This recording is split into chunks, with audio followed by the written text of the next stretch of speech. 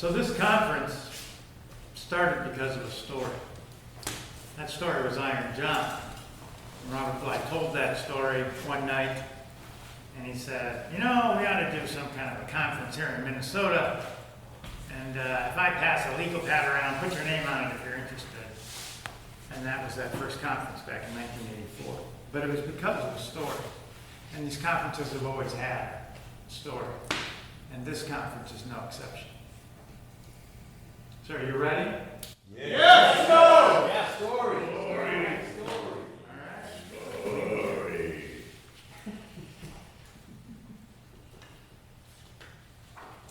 So long ago, in a time, perhaps not so very many generations after the creation of the world even, a time so long ago that many of the things that happen in this story may have yet to occur. In that time, the human beings, the people, were living in the world. And it was the custom of that time that there was an annual festival, and the people would gather, and the young men from the best families would put on their regalia, their beautiful war shirts, and they would gather together their magnificent weapons, their bows and their quivers and their spears and their hatchets. And the young men would dance at the festival. They would do intricate, beautiful dances. And some of them would even sacrifice some of their flesh for the people, in hopes that they might attract the attention of an eligible young woman who would be their wife. That's how it was. Now, living among the people in that time, there was a young woman named Saskia, named Sunflower. And she was absolutely, stunningly, breathtakingly gorgeous. And as you might imagine, all the young men wanted to take Saskia for a wife. And at the annual gathering, many of the finest young men with the most beautiful regalia and the most beautiful weapons from the best families went to Saskia's father to inquire, to see if a match might be made, if they might become her husband. And her father would present this idea to Saskia. But Saskia, Sunflower, rejected every single one of those men. And this went on until it came to a point where Saskia's parents became concerned. They thought perhaps she has a secret lover. Perhaps she will bring shame to the family. And one day her father confronted her with these suspicions. And she responded, she said, "Father, I do not have a secret lover, but I must tell you that the Holy One, the one on high, Nadutsi, the Sun himself, has come to me, and he has told me that I should be dedicated to him alone, and that I should, under no circumstances, marry. And that if I do, as he says, he will bless me with long life and good fortune. And that is the reason I reject all the young men." And her father said, "Well, it must be as the Holy One says, and we will say no more about this." Now, it also happened that living among the people, there was a young man, and all of his family, all his relatives, his aunts, his uncles, his parents, his brothers, his sisters, all of them had died, had gone on to the ancestral realm. And so this young man had no resources. He had no family to make things for him. He had no lodge of his own. His clothes were ragged hand-me-downs. His weapons were poor things that other men had thrown away. And the way he lived was on the charity of people. He would go and spend a few nights in one lodge and a few nights in another and get by in that way. His name was Poia, because this young man, though he had a rather handsome face, had a terrible scar on that face. And so the people simply called him Scarface, Poia. Now one day, Scarface was walking through the village, and a number of the wealthy young men with their beautiful regalia, were standing around, and they were talking about Saskia, talking about how each of them had been rejected by her. And one of the young men, in a kind of way to mock Scarface, called out to him and said, "Hey, Scarface, maybe you should ask Saskia to marry you. You know, she's rejected all the handsome and well-off young men. Maybe she prefers someone like you who's poor and ugly." And they all laughed. And Scarface, maybe out of defiance, I don't know, Scarface said, "I will ask her." And so he went down to the place in the stream where the women would get water, and he waited for her. And eventually, Saskia came to get water. And Scarface stepped right up to her, and he said, "Saskia, I would be your husband. I want you to be my wife. I ask you here, in front of the sun himself, in front of everyone. I ask you, though I am poor, I ask you now to be my wife." And who knows why? Maybe it was something about the look in his eyes. Maybe it was his plain honesty. But something moved Saskia. And she shyly began to toe the ground with the tip of her moccasin. And then she looked up at him into his eyes and she said, "Well, I will marry you. It doesn't matter to me that you were poor. My family has many things. My mother would build a beautiful lodge for us. My father would give you fine weapons. My uncles would make clothes for you." And for a moment, Scarface was so ecstatically happy. Finally, he would have a family of his own. He would have this beautiful bride, this beautiful woman would be his wife. It was the happiest moment of his life. And he leaned forward to kiss her, to seal the bargain. And she said, "However, I have promised a son that I will not marry. And so if you would marry me, you must journey to the sun's lodge, to the place where the sun keeps his lodge, and you must ask permission of the sun to marry me. And I will know you have done this, because if the sun grants you his permission, he will take that scar from your face."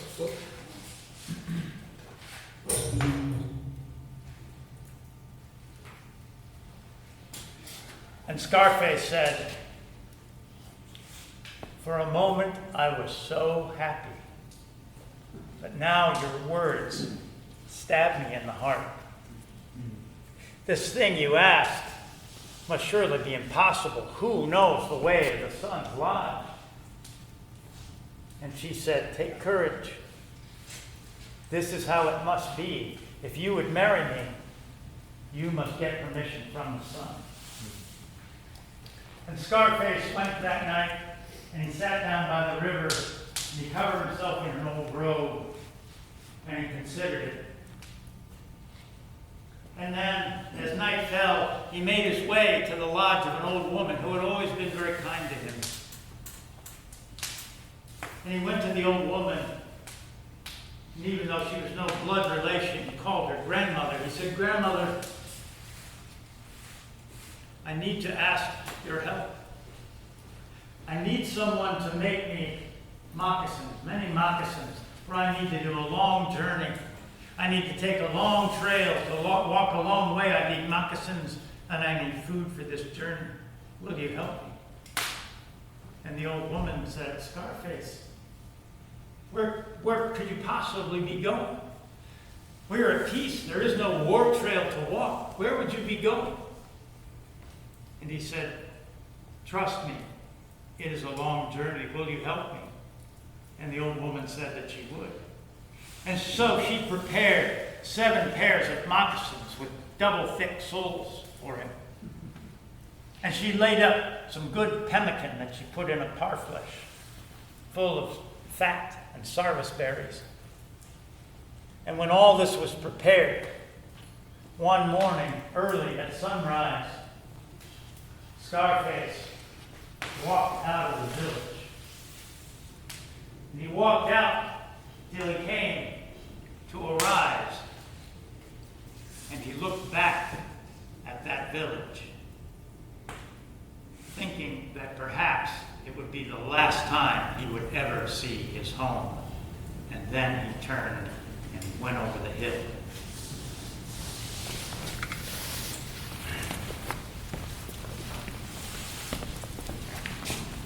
So you can imagine what it was like to turn his back on his village, his home. As difficult as it was to live in that place, that was the one place that he knew. The people that knew him, even though he was derided, even though he lived a difficult life, this was his home. And he turned his back and he began to walk. Because something in his heart called for him. The love of a woman, the desire to live a life with family, with community, with friends, drew him on, and he began to walk. And as he walked, he went from place to place, through the valleys, through the hills, into the mountains, and into the forests. He walked until he wore out a pair of moccasins, letting his intuition, letting his heart draw him forward. He began to walk further and further, typically choosing the rising sun as his direction to go, finding the trails where the game led him. He ate the food that he was given. He hunted when he could. He gathered berries when he could find them. And he managed day after day after day. And when I say day after day after day, I mean those days that blended into each other in such a way that you begin to forget the sounds of human voices. You begin to forget the taste of cooked food. You begin to forget the sound of laughter, of children, of old people whispering. You forget the songs. And he walked and continued to walk. Until finally, one day, he came across a wolf. And as he turned the corner and the wolf was there, that wolf looked at him, baleful eyes. A slow growl rising in his throat. And the wolf asked, I see you are far from home. You are far from your people. What brings you here?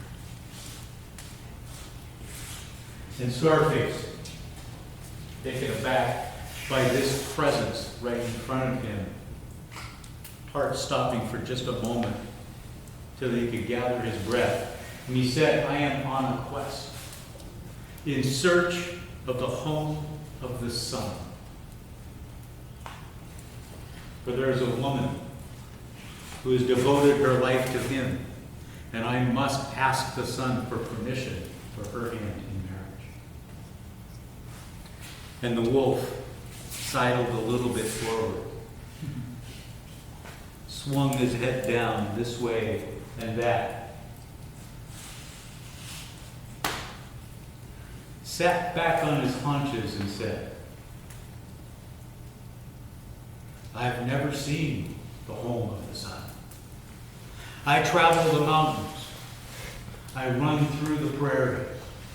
I run in the river valleys. I range wide and far, and I have never seen such a place. However, you might go ask the bear, for bear has the kind of wisdom that may bring you the answers that you seek. And with that, Scarface began his journey again, stepping his feet on the stones, walking, following his heart, for we don't know how long. Again, this is a journey of forgetting.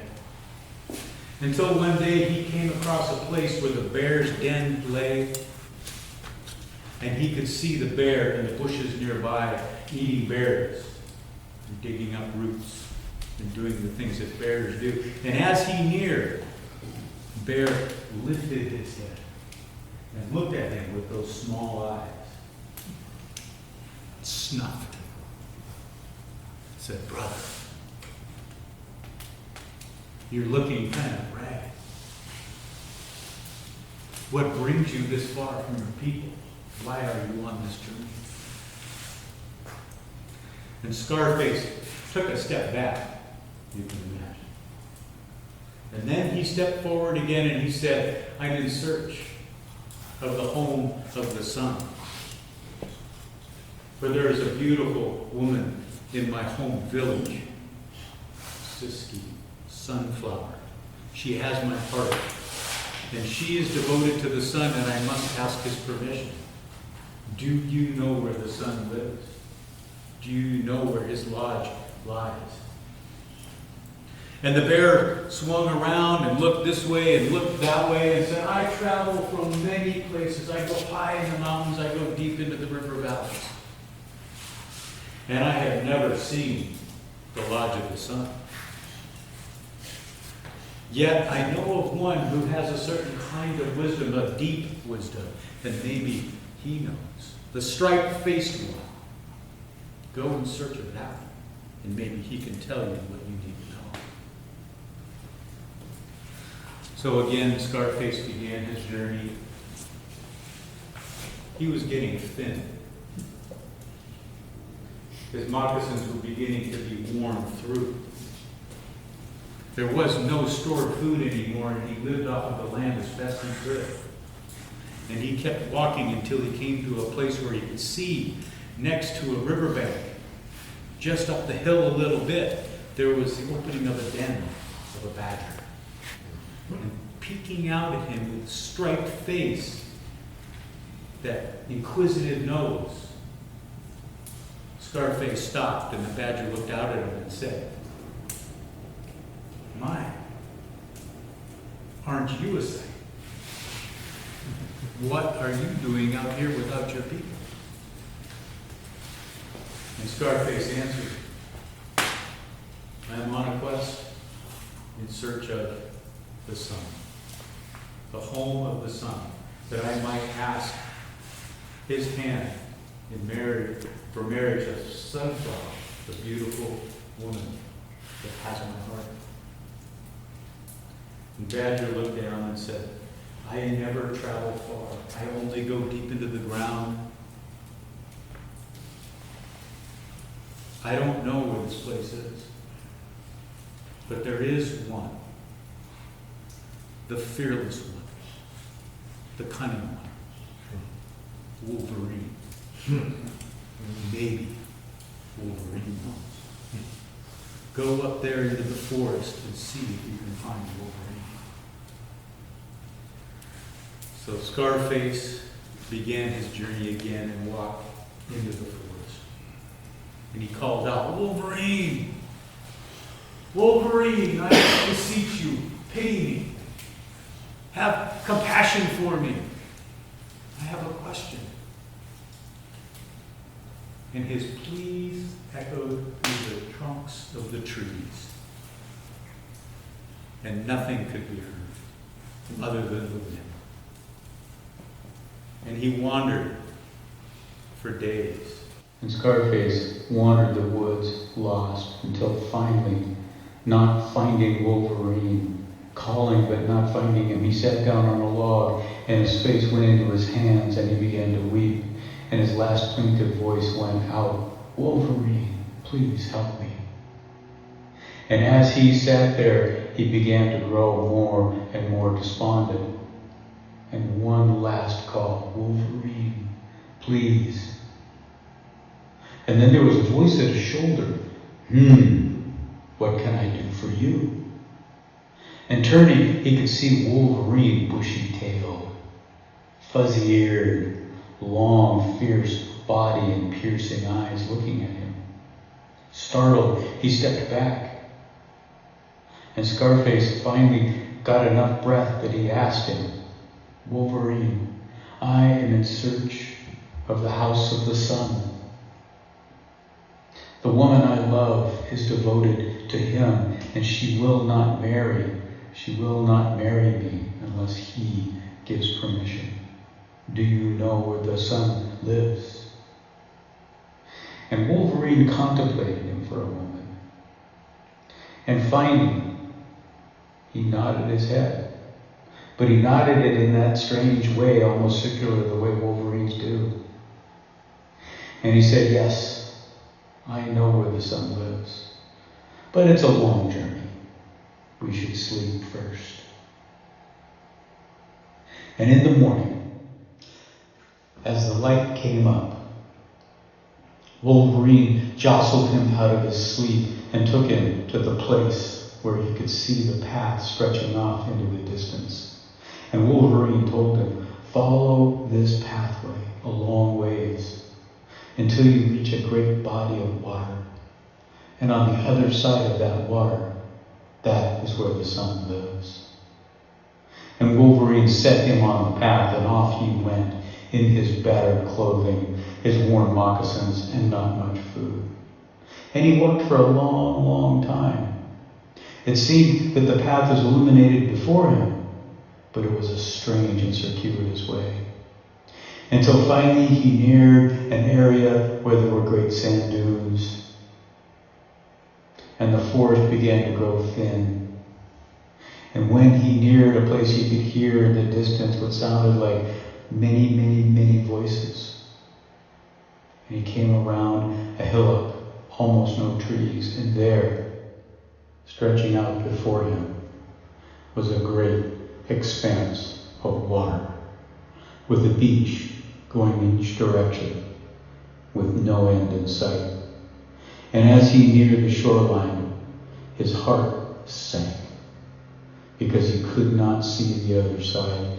The vastness of that body of water was so great. And he sank to his knees near the water. He looked out across the expanse. His hands touched the sand. And finally, he bent over at the waist, his head on the dirt, knowing he could not return home, knowing he could not go on. He knew in that moment that this is where he would die. And that, my friends, is where we will leave him tonight.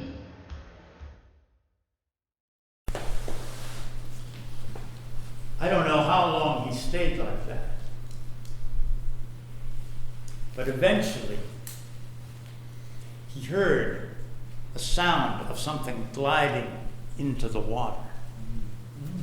And when he looked up, he saw two swans that had landed nearby. They had heard his prayers, and they had come to help. They told him that they would carry him across the big water to the land where the sun's lodge was.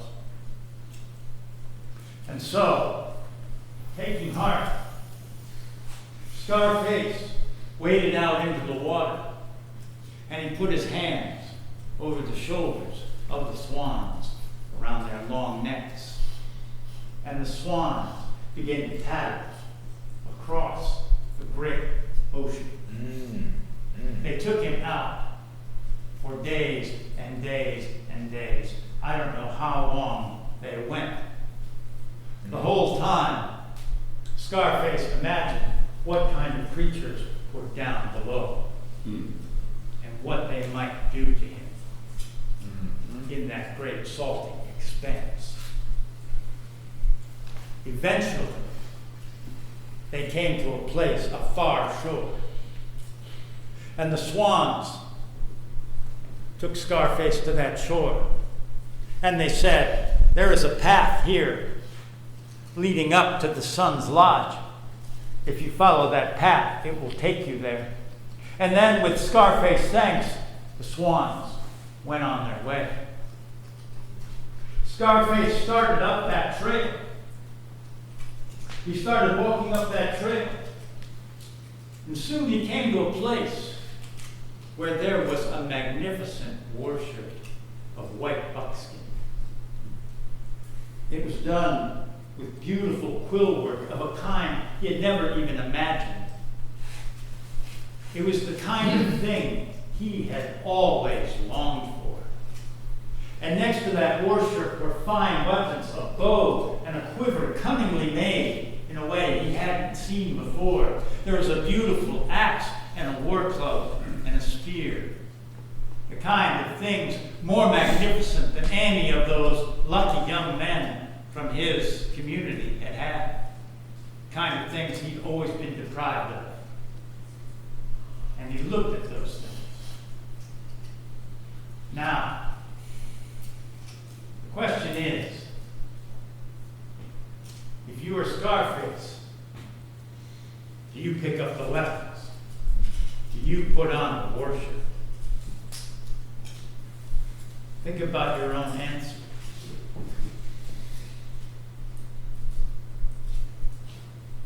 Scarface looked at those things, and he thought for a long moment. And then he said, these things are so beautiful.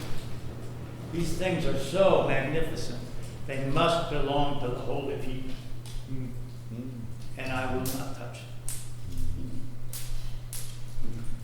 And he walked up the trail. After a time, he came to a place where there was a young man, a shining young man in beautiful clothing with long black hair. And the young man said to Scarface, tell me, stranger, as you were coming up this trail, did you see some lovely things, some weapons, and a worship? And Scarface said, I saw them, but I believe that they belong to holy people, and I did not touch them. And then the young man introduced himself. He said his name was Ipasua, the early riser, the one we call the morning star. And he said, you are an honest young man. Come to my lodge, my father's lodge. My father is Nadusi. My father is the sun. Come to our lodge. I have longed to have a friend like you. And so Morning Star started to lead Scarface to the lodge of his father and son.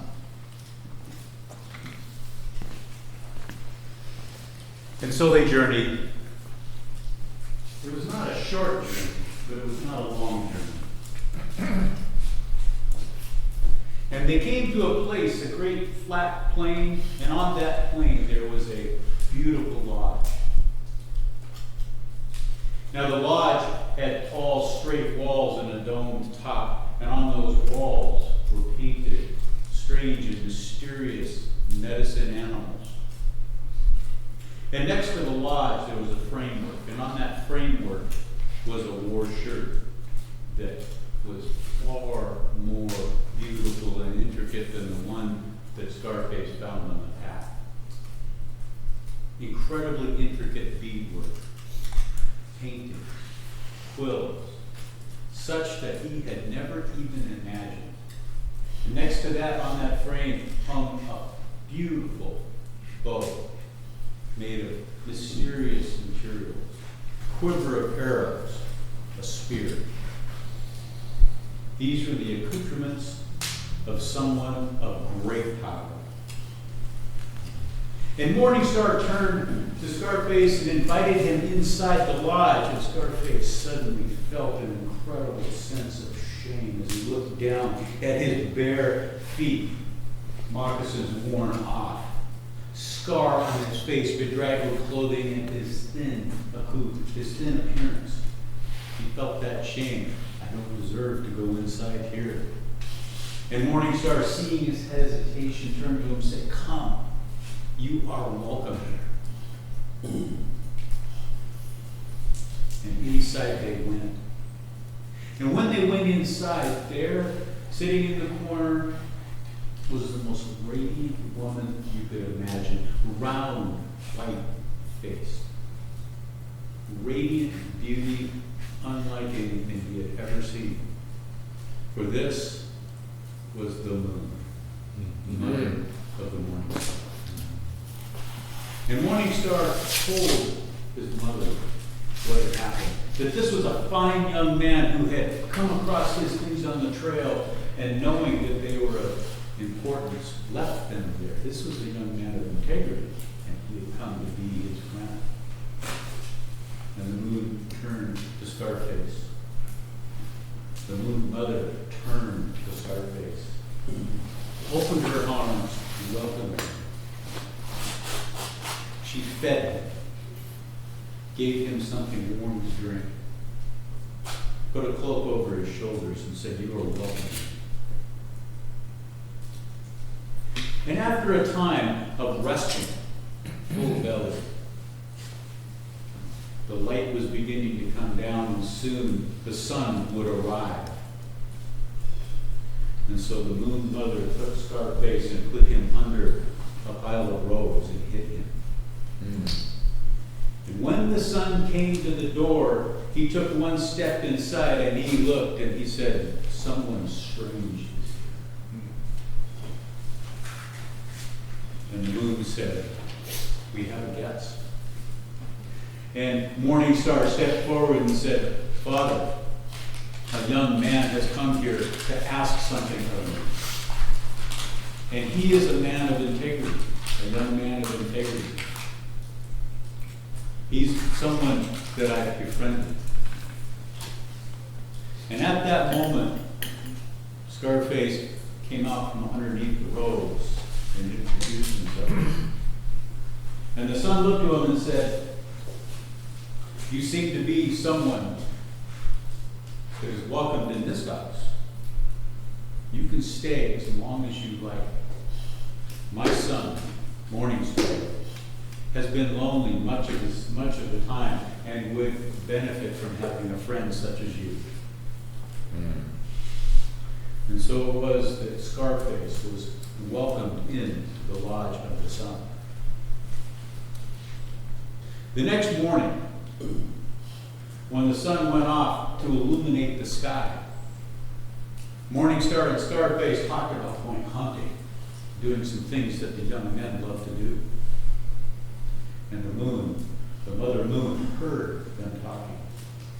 And she reached over and she grabbed hold of Scarface and pulled him close, and she said, "Go, but please, under no circumstances, go near the big water, for there are birds with long, sharp bills that kill you. They have killed all of my sons before Morningstar, who is my last son. Do not allow him to go near it, because he will want to go fight those birds." And so Scarface, taking that information in, went out with Morningstar, and together they hunted and they roamed the land. And they did this day after day for a long time, until one day,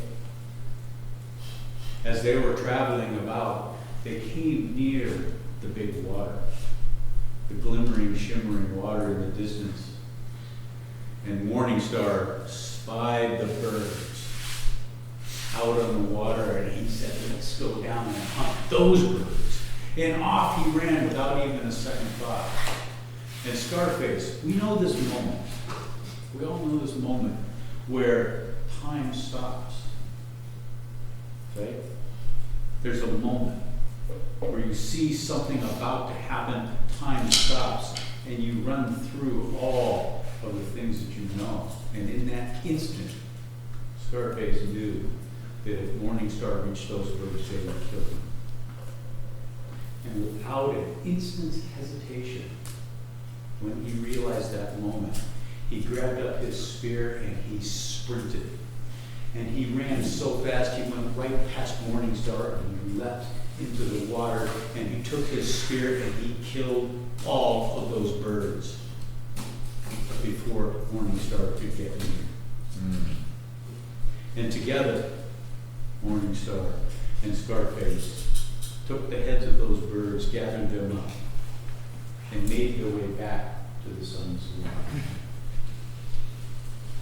And when they arrived, they presented the heads of these birds that had been so much trouble, that had killed so many. And the Mother Moon looked at that and she wept in joy, and she reached over and she grabbed hold of Scarface and she pulled him close and she said, "You are now my son. You have saved Morning Star, my last born. You are my son. You are part of my family." And at the end of the day, when the suns came down and came and returned to the lodge, the story was told to the son of what young Scarface had done to protect Morning Star. And the son took Scarface by both shoulders and said, "You are my son," and pulled him close and embraced him.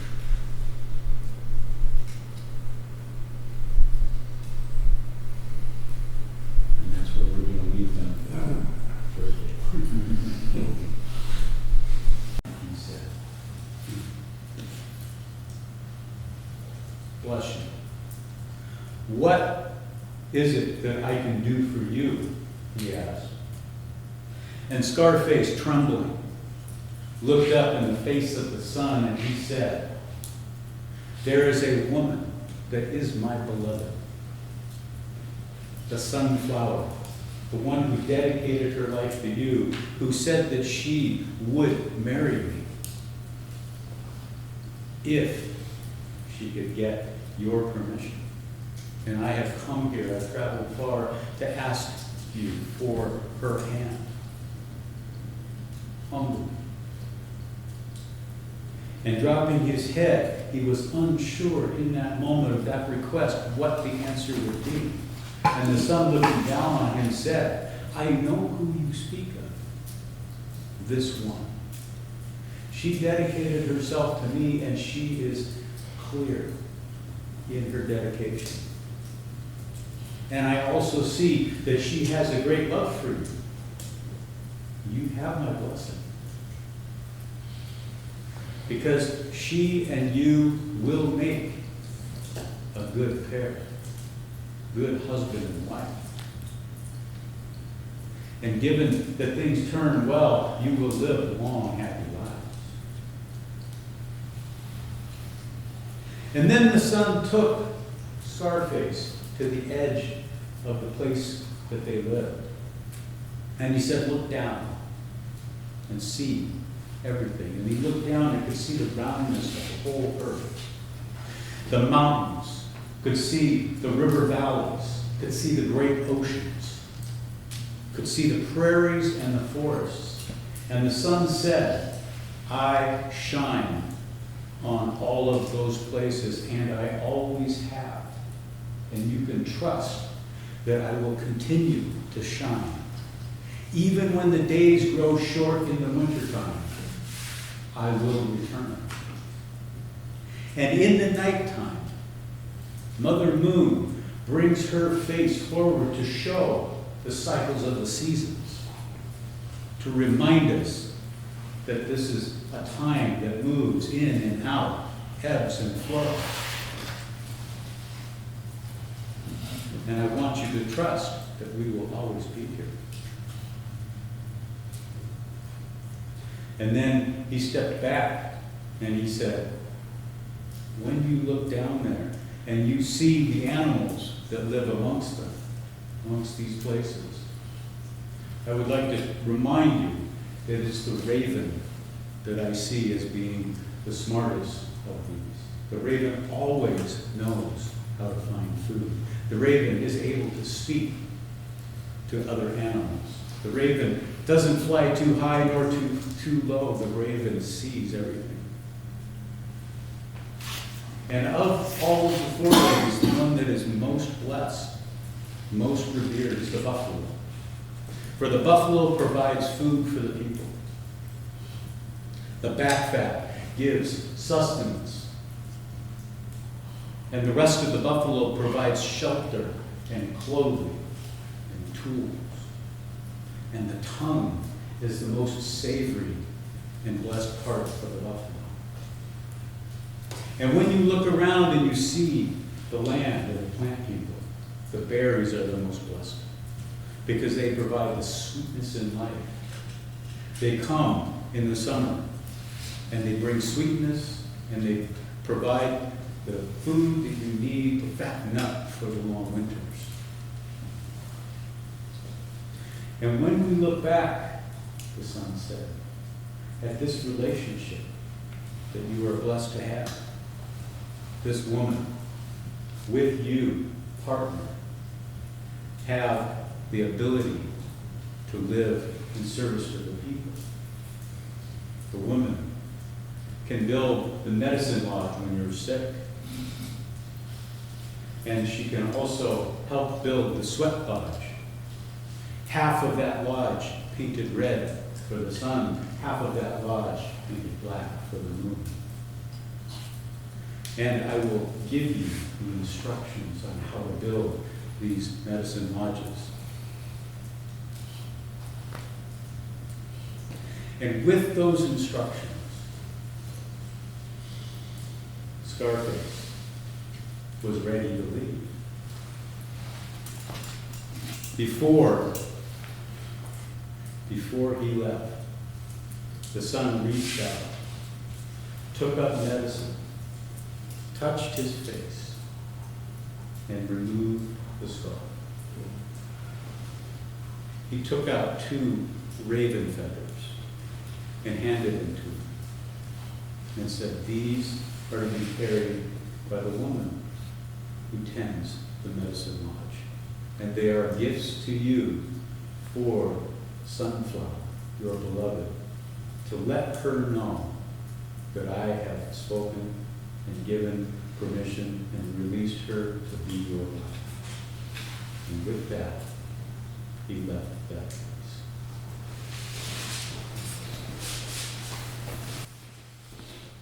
The moon hugged him and cried, and the sun and the morning star gave him many beautiful gifts. And then the sun showed him the wolf road, the trail of stars, that which we call the Milky Way, and said, "This is the short path back to your home." And so soon, Scarface was back on the earth.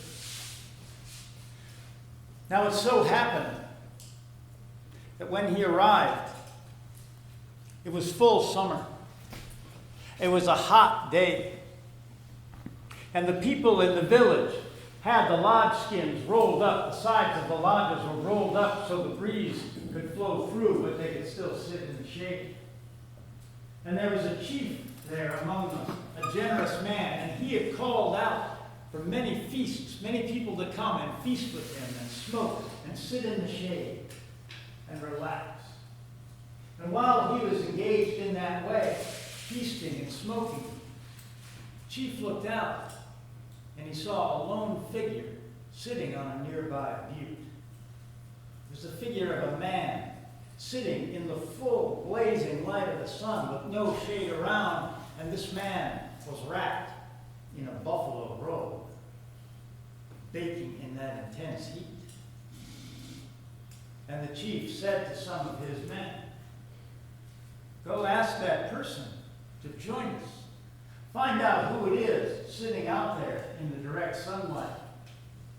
Tell that person to come and feast with us and sit in the shade." And so his men went to that place, and they spoke to this figure covered in the buffalo robe. And the person under the buffalo robe threw that robe off and stood up. He was wearing magnificent clothes of white buckskin with beautiful quill work on it of a kind they had never seen. The most magnificent clothing and regalia. And he had weapons that were exquisitely beautiful and made of strange substances. And there was something oddly familiar about this person.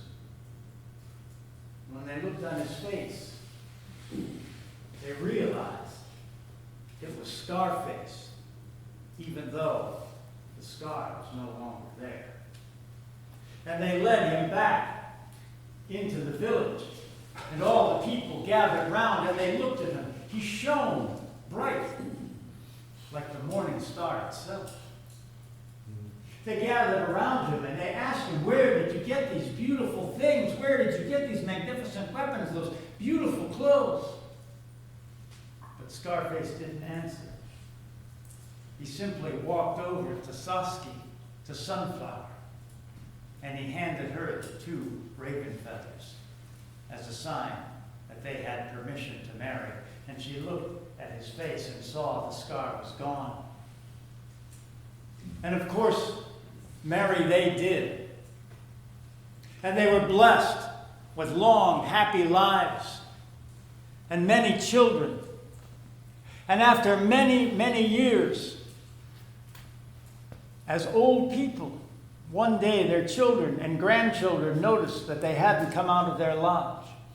And so they went in to wake the old people.